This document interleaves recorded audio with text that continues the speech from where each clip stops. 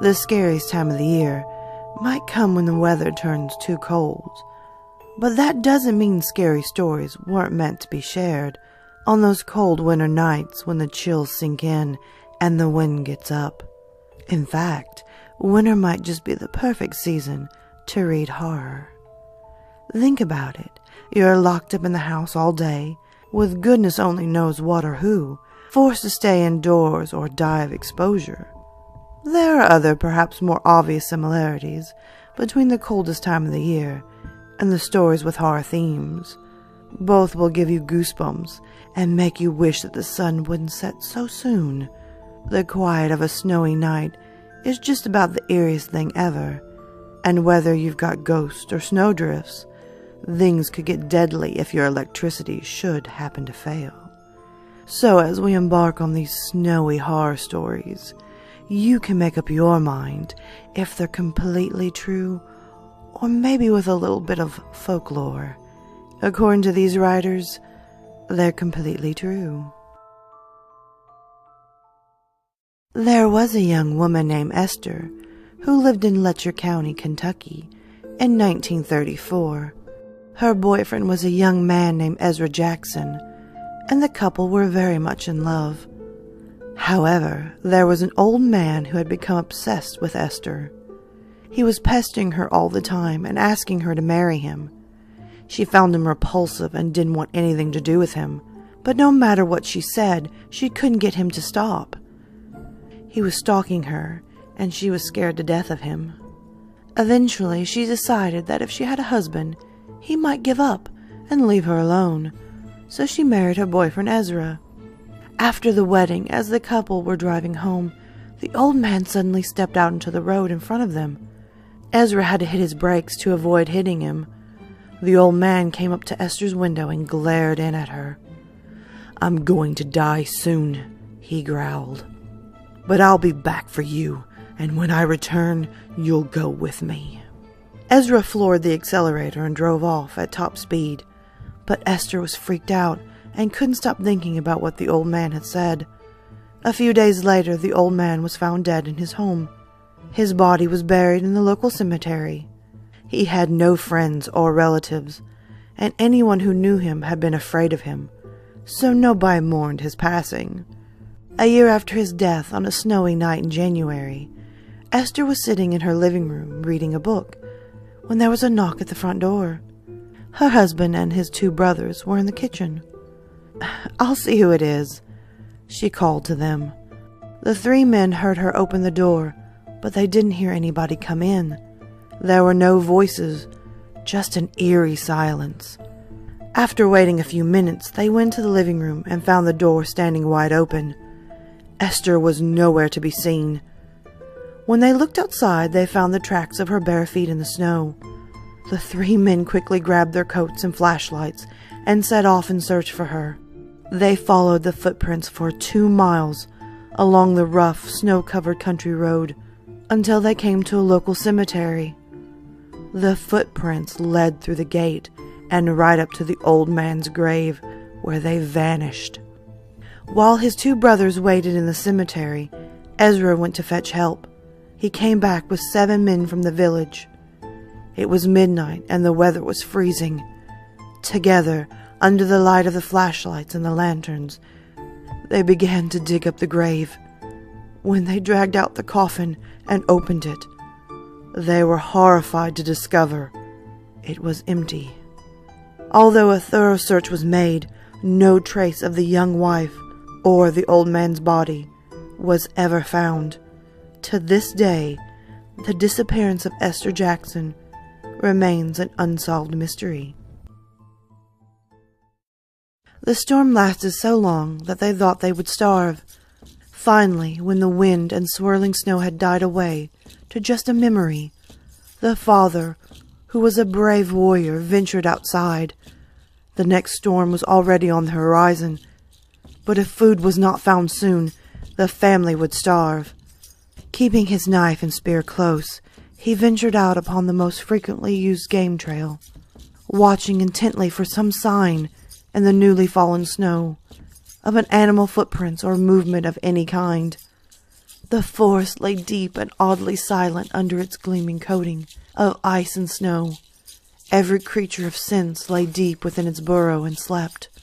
Still, the warrior hunting, knowing how desperate his family had become, as he moved through the eerie stillness, broken only by the soft caress of the wind, he heard a strange hissing noise. It came from everywhere and nowhere at once. The warrior stopped, his heart pounding. That was when he saw the blood-soaked footprints appearing on the path in front of him. He gripped his knife tightly, knowing that somewhere, watching him, was a Wendigo. He had learned about the Wendigo at his father's knee. It was a large creature as tall as a tree, with a limpless mouth and jagged teeth. Its breath was a strange hiss, its footprints full of blood, and it ate any man, any woman, or child who ventured into its territory. And those were the lucky ones. Sometimes the Wendigo chooses to possess a person instead, and then the luckless individual becomes a Wendigo himself, hunting down those he had once loved and feasting upon their flesh. The warrior knew he would just have one chance to prevail over the Wendigo. After that, he would die, or the thought was too terrible to complete.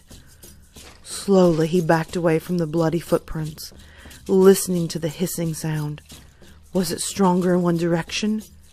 He gripped his spear in one hand, knife in the other. Then the snowbank to his left erupted as a creature as tall as a tree leapt out at him. He drove to one side, rolling into the snow so that his clothing was covered, and he became hard to see in the gray twilight of the approaching storm.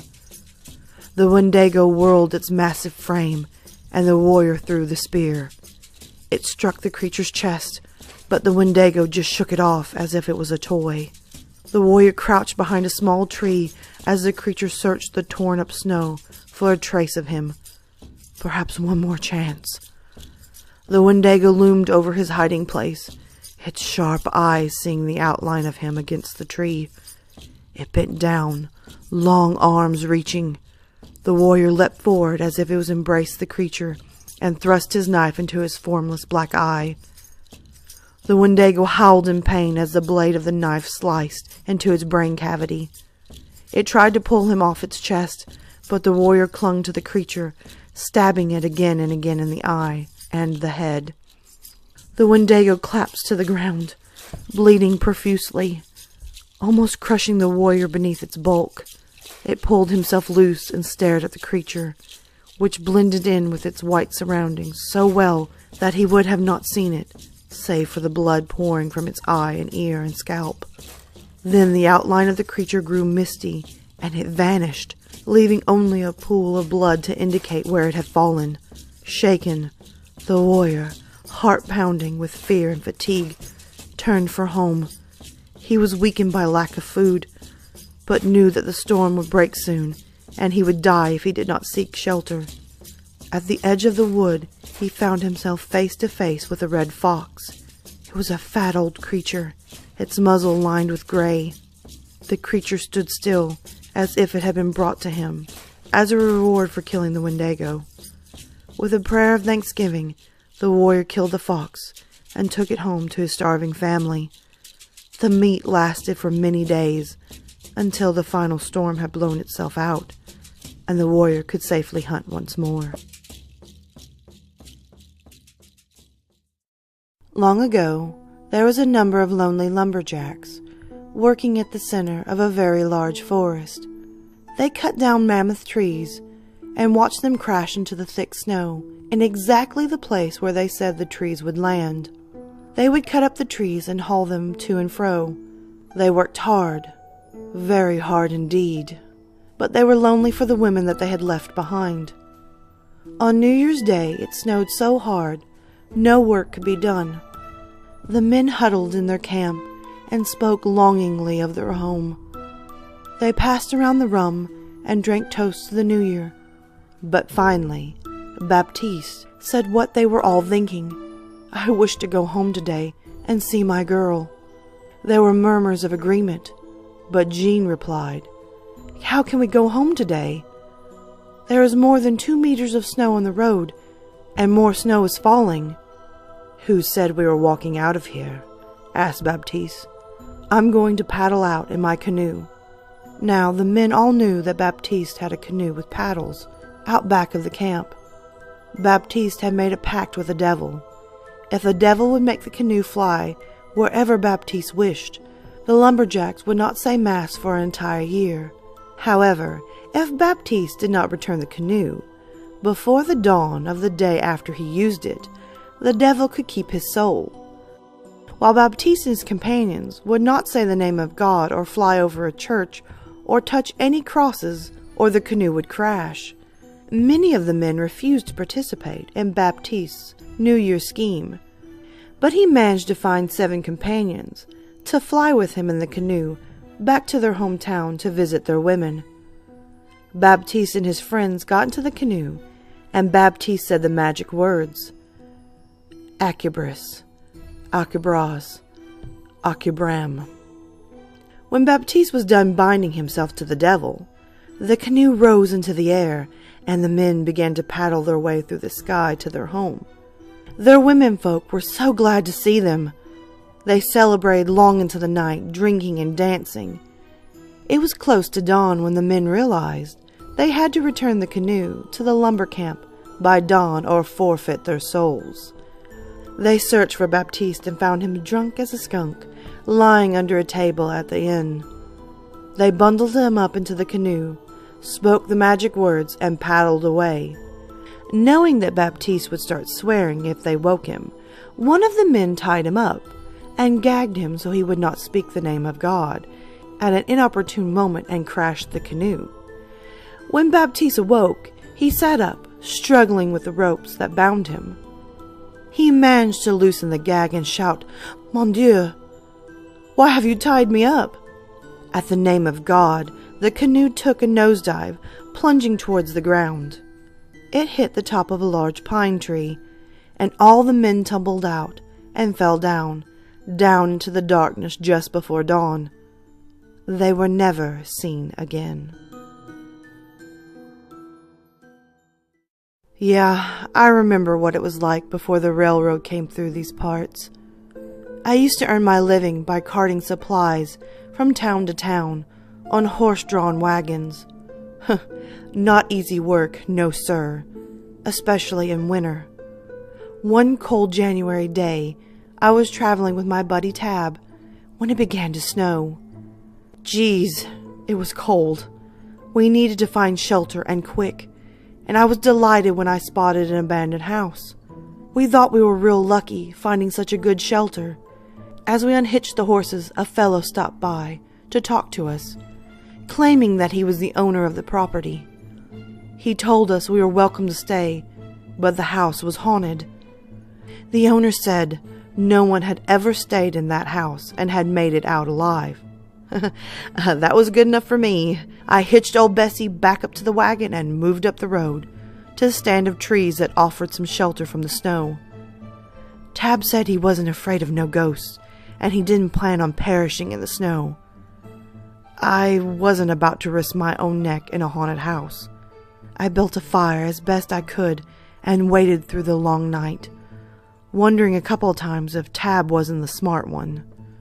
Well, just about dawn, I gave up trying to sleep. I went back down to the road to see how Tab had fared for the night. I peeked through the windows on the first floor. I saw Tab snoozing peacefully in a big bed. He looked warm and happy. Then I saw movement on the ceiling. I looked up, and there was a large man dressed all in white, floating flat against the ceiling.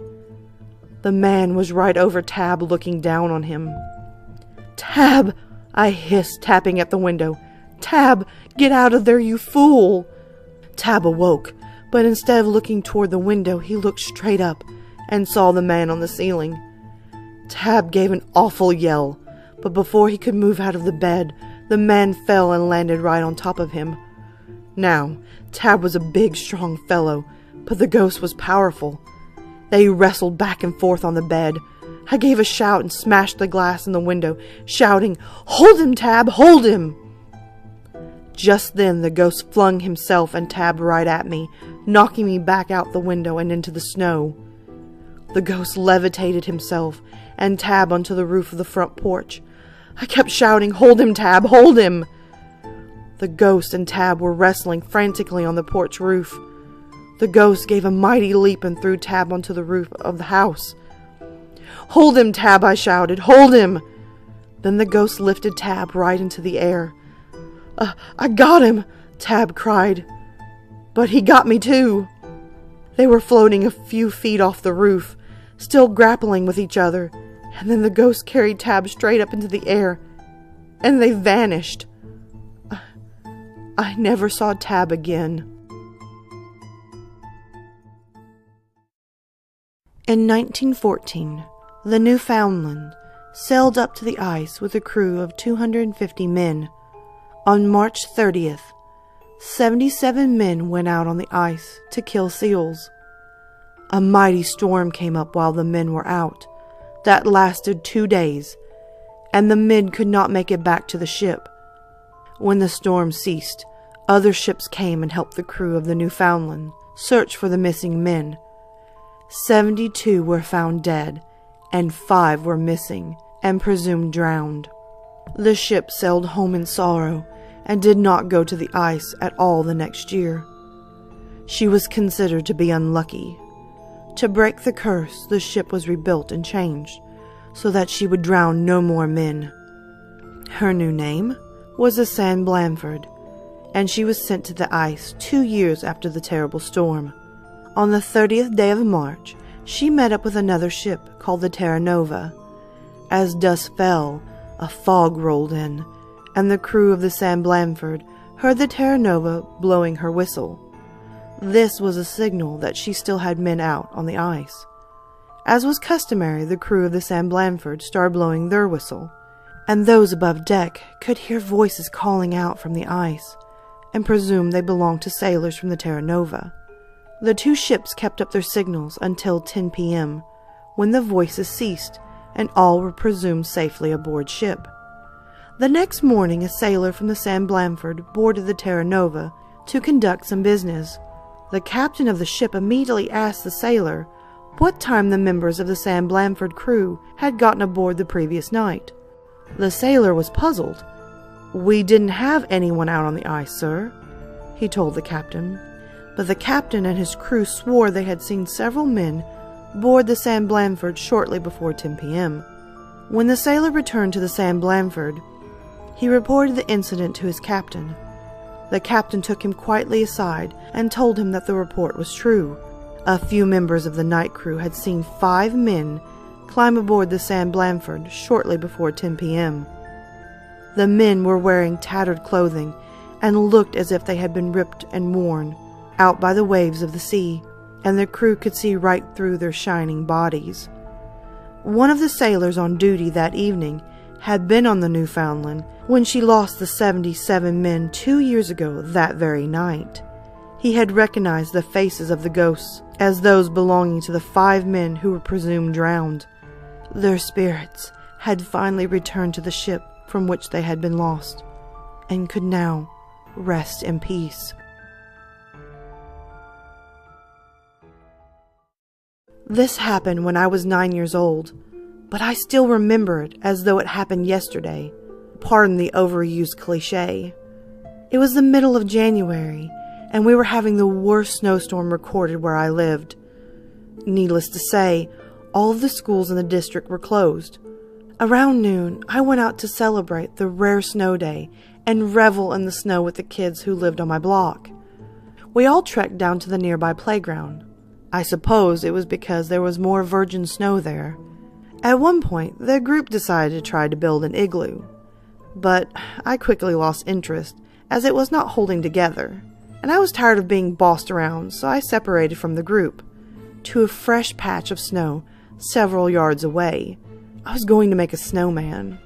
I had just finished the first ball, and I was already bored and thinking about rejoining the group. When I looked at my snowman again, I saw that there was an older boy standing near it, with a grin on his face. I noticed that there was something a little strange about him. His clothing seemed old-fashioned and somewhat ragged, but I didn't mention anything. In fact, we never really said a word to each other. But by the end of the afternoon, we had finished our snowman. I took off my hat and put it on the snowman's head, and the boy unwound the thick woolen scarf from around his neck to place it around the snowman's. When he finished, he smiled at me, bent to kiss my cheek. I remember that his lips were cold, but that didn't seem weird to me at first. After all, we had just spent all afternoon playing in the snow. He gave a little wave and turned around to walk away. One of my friends called my name. I turned to look. They had all given up on their igloo and were heading back home. I followed and didn't give another thought to the strange boy until later. Over hot chocolate, one of my friends commented on how quickly I managed to build a snowman. I laughed and told her that it wasn't that hard. I had help. A strange, uncomfortable silence fell over the group, and one of the other girls said that they hadn't seen me with anyone. I rolled my eyes, figuring they formed some sort of collective pact to freak me out or something, as a way to get back at me. The next day, I went back to the park, where we'd been playing. Most of the area was covered in footprints, and evidence of my friend's attempts at the igloo. But as I approached my snowman, the footprints thinned out.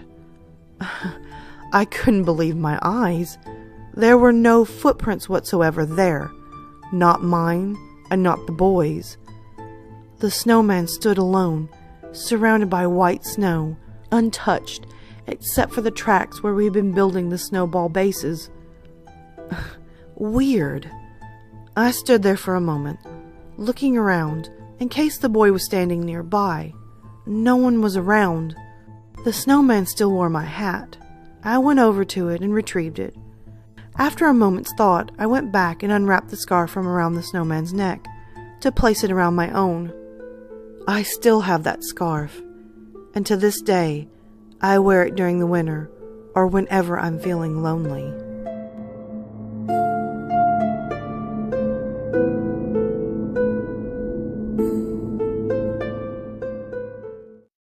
Alright, my lovely lilies, thank you so much for watching the new video.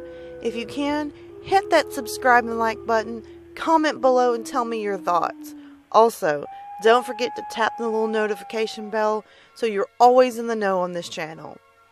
As well, guys, you can always find me on Twitter, Instagram, Snapchat, and always you can hit me up in my emails.